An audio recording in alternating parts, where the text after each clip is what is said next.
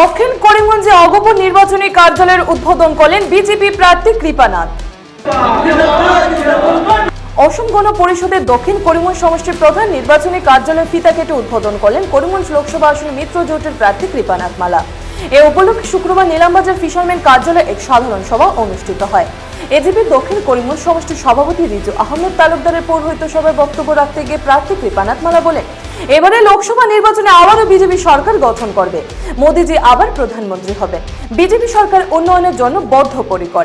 এজিপির করিমগঞ্জ জেলার প্রাক্তন সভাপতি হেলাল আহমেদ খান বলেন, এবারে নির্বাচনে রাতাবাড়ি সমষ্টিতে সংখ্যালঘু সম্প্রদায়ের মানুষেরা সবচেয়ে বেশি ভোটদান করবেন। বৃহত্তর উন্নয়নের লক্ষ্যে মিত্র জোটের প্রার্থী কৃপানাথ মালাকে ভোট দেওয়ার আহ্বান জানান হেলাল আহমেদ খান।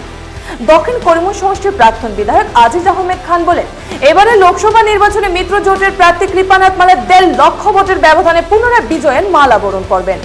এদিনে সভায় বক্তব্য রাখেন ফয়জুর রহমান তালুকদার, জাকির হোসেন, মাসুকুর রহমান, নুরুল ইসলাম, আলতাফ হোসেন প্রমুখ। মোল্লাগঞ্জ থেকে আব্দুল হামিদ লস্করের রিপোর্ট।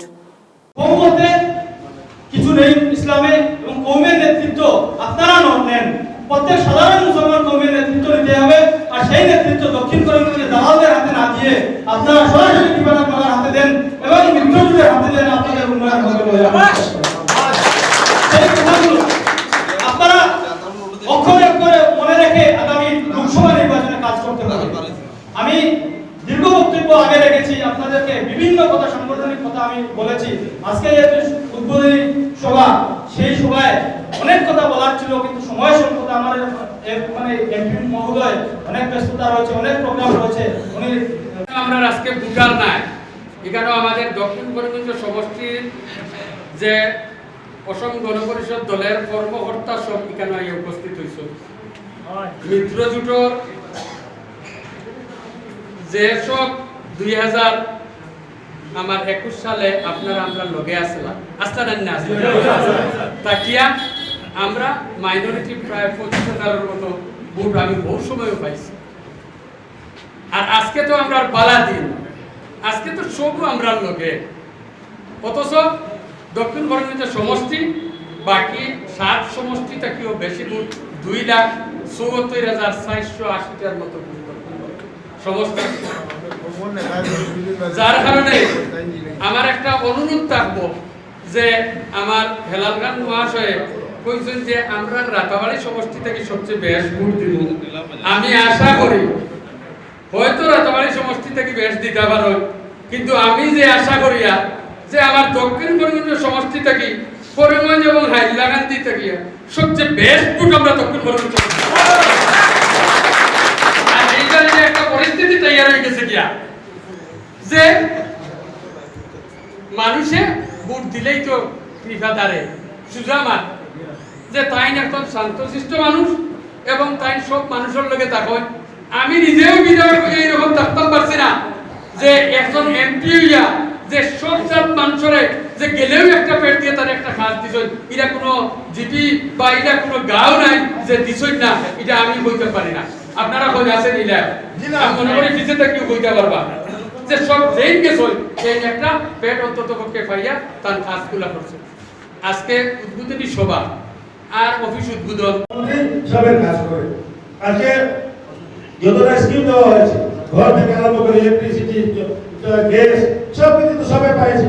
যে গরিব মানুষ পেয়েছে, ঘর পেয়েছে, ইলেকট্রিসিটি পেয়েছে, গ্যাস পেয়েছে, ল্যাট্রিন পেয়েছে, সব কিছু পেয়েছে, চাউল পাচ্ছে, ফ্রি চাউল, সবাই রেশন কার্ড আছে, সবাই ফ্রি চাউল পাচ্ছে।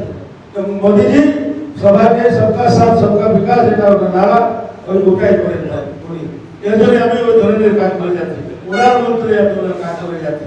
সব মানুষের সমান দেখি, সমান আমি কাজ করেছি।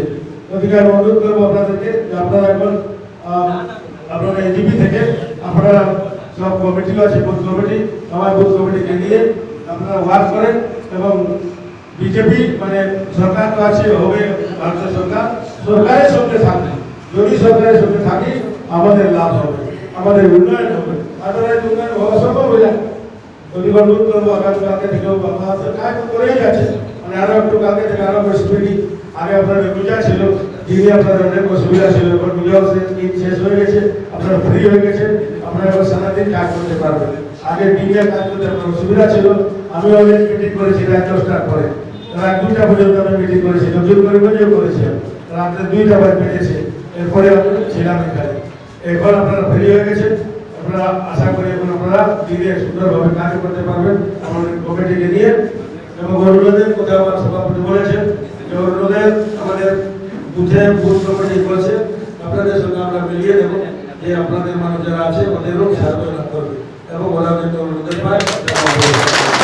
এই সময় তিনি বিধায়ক নির্বাচিত হয়েছেন এবং আসামে তিনি আমাদের স্পিকারের দায়িত্ব তিনি পালন করেছেন। তো আমরা আজকে যে রাজনৈতিক প্রেক্ষাপট করিমগঞ্জ জেলায় তৈরি হয়েছে, যে দীর্ঘদিন পর শিবনাথ মালাকে এখানে কেন প্রার্থী করা হয়েছে, এই প্রশ্ন সংখ্যালঘু এলাকায় বা সংখ্যালঘু এলাকায় বোঝানোর চেষ্টা করা হচ্ছে যে দীর্ঘদিন পর এই লোকসভা সমষ্টিকে উন্মুক্ত করা হয়েছে। তো আমরা এখানে কেন শিবনাথ মালাকে প্রার্থী করা হয়েছে বা এখানে কেন একজন সংখ্যালঘু মানুষকে এখানে আমরা কেন ভোট দেবো না, বিশেষ করে সংখ্যালঘু অঞ্চলে এই প্রচার চালানো হচ্ছে।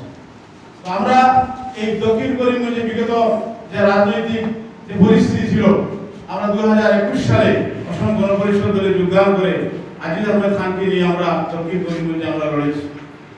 আমাদের সেই সময় একটি কথা ছিল যে দক্ষিণ করিমগঞ্জের মানুষ আজিজ আহমেদ খানকে ভোট দেওয়ার আমরা আহ্বান জানিয়েছিলাম। সংখ্যালঘু মানুষ আমাদেরকে প্রত্যাখ্যান করেছেন, আমাদেরকে সেই সংখ্যালঘু মানুষ আমাদেরকে দেয়নি। তার পিছনে অনেক কারণ ছিল।